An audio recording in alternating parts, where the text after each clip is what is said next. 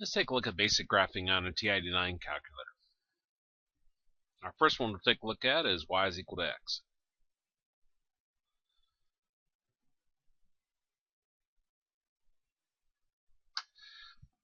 Now these are pretty simple graphs we're looking at here to begin with. The idea is you learn the basic building blocks so you then can combine these together later on to more complex. So even though these are pretty simple, you may know what they look like already, be sure to learn how to graph them on the calculator. Okay. Now, you see in green above here it says y equals window, graph, table set, table. Well, we're going to use y equals and graph quite a bit. To access those, you press this green diamond button. So to get into y equals, we'll do diamond F1. Now I'm currently sitting on y1, so I'll press clear. Clears out that line. Then I'll put my X key, and you can press enter, and then that saves it. Now to graph it, you'll do diamond F3, and there's your graph.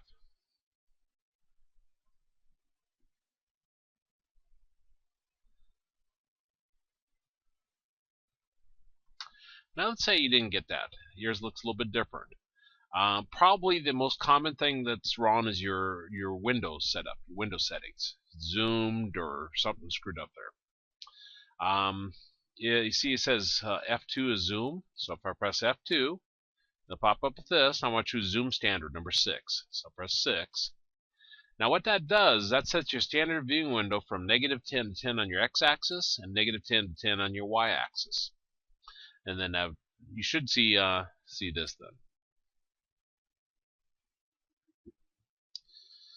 Okay, next one we're going to take a look at is y is equal to x squared.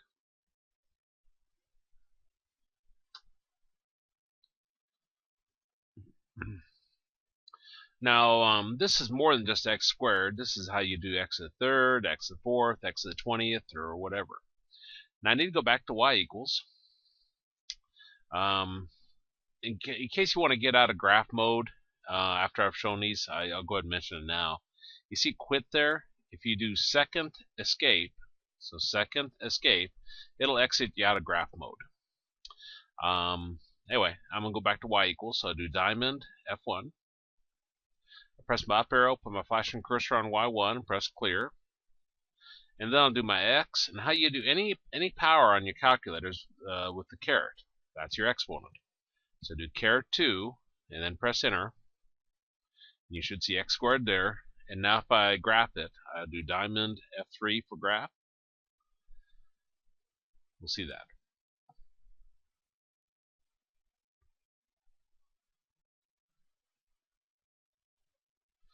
Now let's just look at y is equal to x to the third just to show you another example of a number up there. Same idea though. So go back to our y equals. So do diamond F1. Up arrow to y1, press clear. And I'll do my x key, caret 3, and then press enter. And you see the x to the third there. So now if I do a graph, I do diamond F3 for graph. You see that as your graph. So that's how you graph any number up there.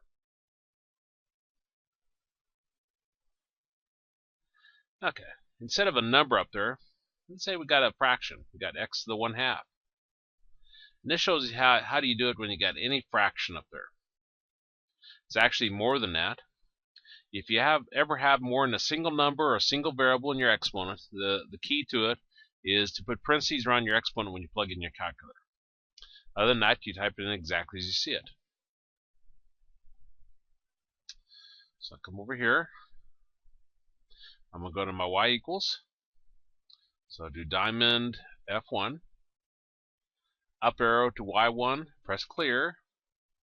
Do my x key, caret, and here's the beginning parentheses. See where the 7 is? So it's a button right above that. And then I'll do 1 divided by 2. And I'll put it in a closing parentheses. And then press enter. And you'll see it changes to x to the 1/2. Now if I graph that, do diamond F3 for graph. That gives us our picture. So it'd look like this right here. Now let's say I don't put parentheses in. Let's see what happens. Go back to my y equals. So I do diamond F1, up arrow to y1, press clear. I do my x, caret, then 1 divided by 2, and press enter. Notice it puts x the first, all divided by 2. So have to have parentheses around your exponent if you got more than a single number, single variable. Otherwise, what you're getting graph-wise, if I do diamond F3, you get that right there. Well, let's take a look at, y equals square root of x.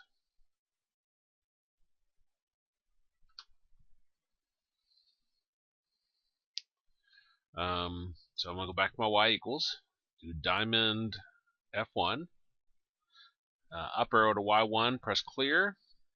I see above the multiplication is the square root symbol. So to get to that, I press my second button and then the multiplication.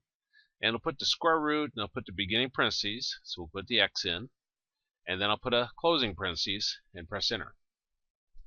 And you'll see the square root of x. Now if I graph it, I'll do diamond F3 for graph. You see that right there, which is the same graph we just did, which it should be, because y is equal to x to 1/2 is the same as the square root of x. Now, let's say we have a different number in that little slot. Like we have a 3 there. Now here I'm showing how do you handle it when you got any number there. That number is called your index. Now, if I were to put a power on the x, it'd be like the first power. And we can rewrite this as x to the 1/3 power. Whatever power's inside here, that's what goes up on top. Whatever number's in this little slot here, that's your index. That's what goes down below. And just like before, if you ever have more than a single number or a single variable in your exponent, you have to have parentheses around it. So when I plug this in, I want to put parentheses around the 1/3. So let's go ahead and look at this one. Even though we've seen x to 1/2, I'll go to y equals, do diamond F1, up arrow, press clear on y1. I'll put in my x key, caret, beginning parentheses, 1 divided by 3, and then closing parentheses, and enter. Now if I graph it, I do diamond F3,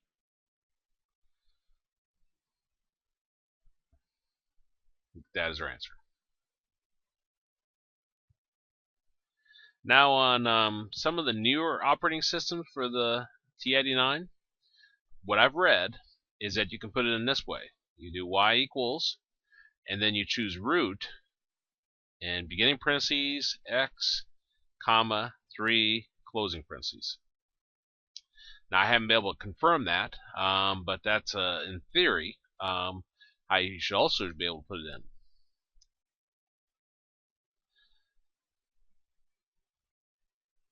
So if I come over here, I'm going to show you where the root would be at if you do have it. If it doesn't work, well, I gave you one method that does work.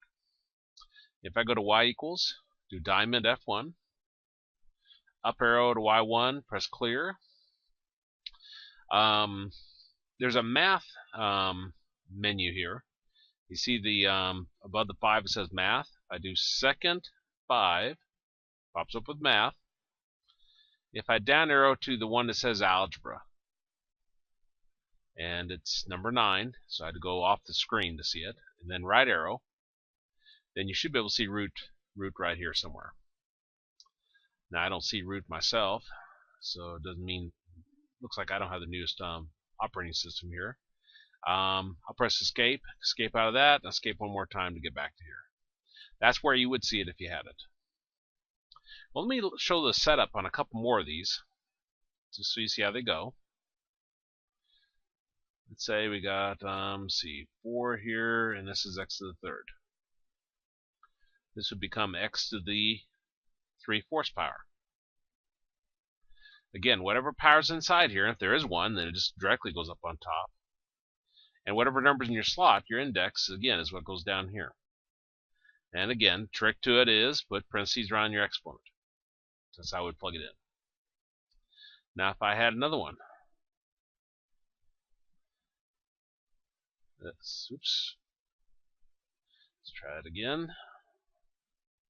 Fifth root of x minus 2. Well, it's implied here, but the x minus 2, you could put parentheses around it, and you could put that to the first power. So it isn't direct, but that's how you could write it. Which means this would be x minus 2 to the 1/5 power. Again, whatever power is right here goes up on top. Whatever number is in your slot is what goes down below. And when we plug this in, we want to make sure we put parentheses around the exponent. And that's how we plug it in.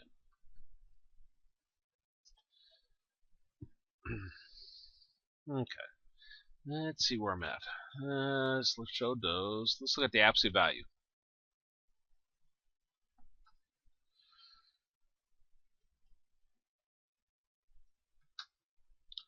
So to graph the absolute value of x, we'll go back to my y equals. I'm already there, but if you're not there, do a diamond F1. Press clear to clear out your y1.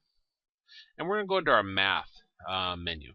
So to get into that, I'm going to press my second and then 5. And numbers are already highlighted, so I'll go ahead and press the right arrow key, and it brings up its submenu. And then if I down arrow to ABS, that's our absolute value. So I press enter on it. Now it puts the ABS in the beginning parentheses, so now I'll put in my X key, and then I'll put closing parentheses to close off the absolute value, and press enter. And then you see that we have absolute value of x. Now if I graph it, I do diamond F3. That gives us our V-shaped graph.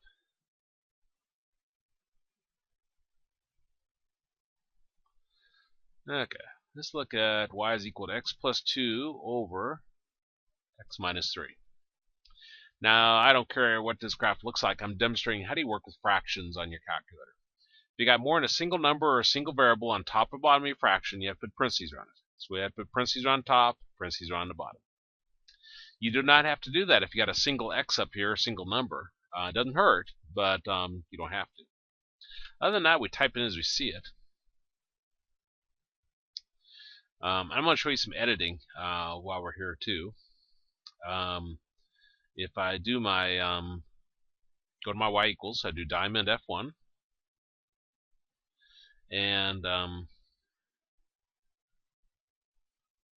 if I come up here and if I press enter, it the clear would clear it out, but the enter throws me where I could edit it. So I come over here, I press my right arrow key, and here's your backspace. So backspace would get rid of items. You can also use the insert and delete that's above it to kind of clean out items. But anyway, I'll just show backspace because I'm not an expert in TI-89. Probably not even showing you the easiest way to do some of these. I'm showing you a way to do it, so you can use your TI-89 in college algebra and not be disadvantaged, because I won't show it. I barely have time to show the TI-3, TI-4, or TI-Inspire. I don't have time to show every model of calculator. Okay, anyway, we're right here. I'm going to put my beginning parentheses in, then x plus 2, closing parentheses, divided by beginning parentheses, x minus 3. And then closing parentheses. And then if I press enter, you'll see the fraction there. Now if I graph it, I do diamond F3. Gives us this. Now the graph is not correct. That vertical line should not be there. That's a flaw with the calculator. It is not putting a vertical asymptote on there for you. I went to TI's website and read about it. I have a real exciting life. And it's a flaw with the calculator, not a feature. So your answer would be everything but that.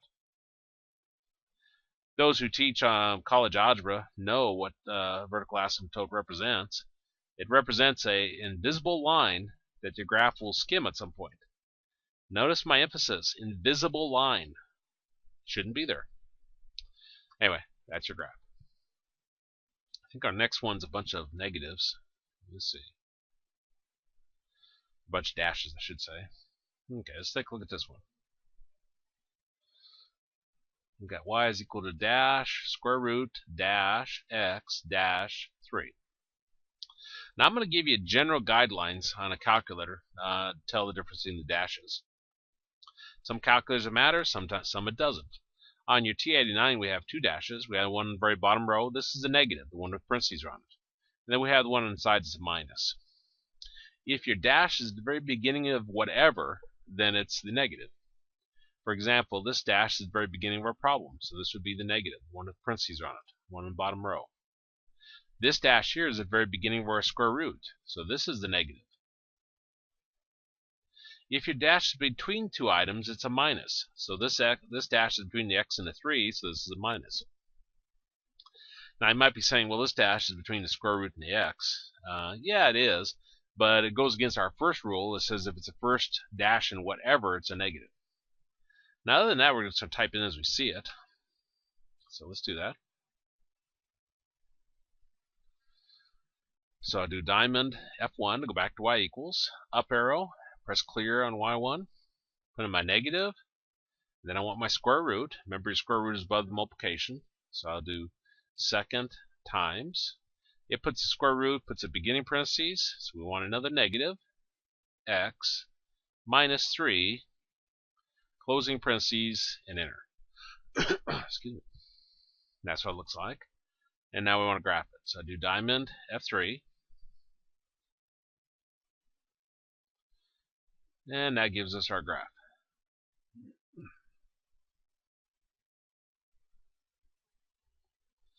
Okay, well, let's go back here.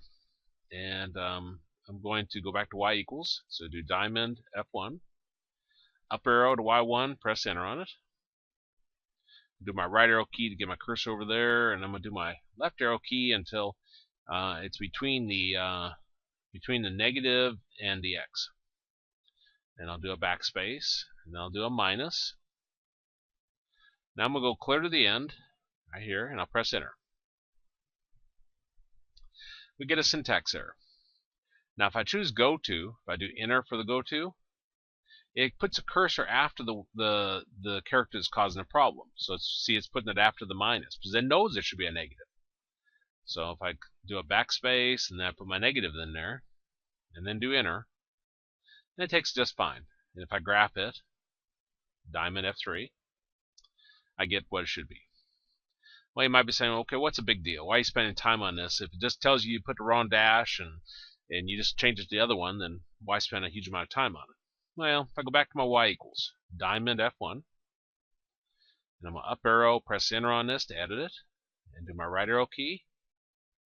And I put a left arrow until my cursor is between the minus and the 3. Now I'll do a backspace, and then I'll put the negative in there. So I'll put the wrong dash and press enter.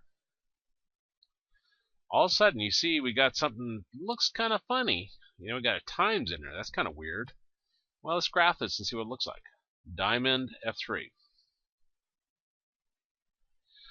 No longer gives us a syntax error anymore. It just gives us the wrong graph. Now that's frustrating. Comes test time, you think you've done everything perfect and plugged in exactly like how it looks, and you miss every problem on that test or on the final, just because you put the wrong dash. That's why it's important to know which dash, because sometimes it just gives you the wrong graph. Let's go back to y equals. Diamond F1, up arrow, press enter on that to edit it, and then I'm going to do my right arrow key, throw it over there, and you see it actually put it times there. Do a backspace on both of those, and I'll put what it should be, which is a minus, and then press enter. And now if I do diamond F3, it gives me what it should be. Okay, let's look at our last one here. Y is equal to x to the power of x squared minus 3x plus square root of x. So we're combining together some of our basic building blocks of graphing. Now, remember, if you have more than a single number or a single variable up in your exponent, you want parentheses around it. So when I plug this in, I want to put parentheses around the exponent. Other than that, we pretty well type in as we see it. So come over here, I'm going to do more y equals. So do diamond F1. Up arrow to y1, press clear. I'll do my x key. How we always do exponents with a caret.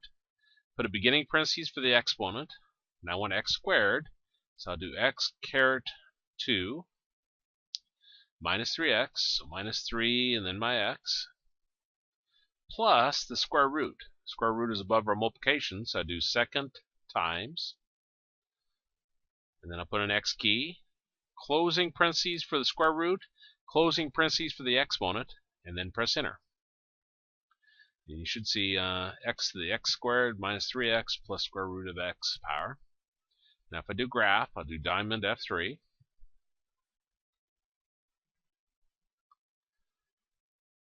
And it takes a little bit. It gives us that graph right there. So it'd look like that more or less. Now, these basic graphs, you may have thought, well, what's the point of that? You know, I plotted points. I got those pretty easy. I have a pretty good handle on those. Let's say you're the best point plotter there was in your previous math course. You plotted 3 points, or you plotted 9 to 10 points. Everybody else was happy at 3. Well, we know what this one is. That's that parabola graph, a U-shaped graph. Or is it? Maybe the graph's coming up like this, and it's a heart shape. You just didn't plot enough points.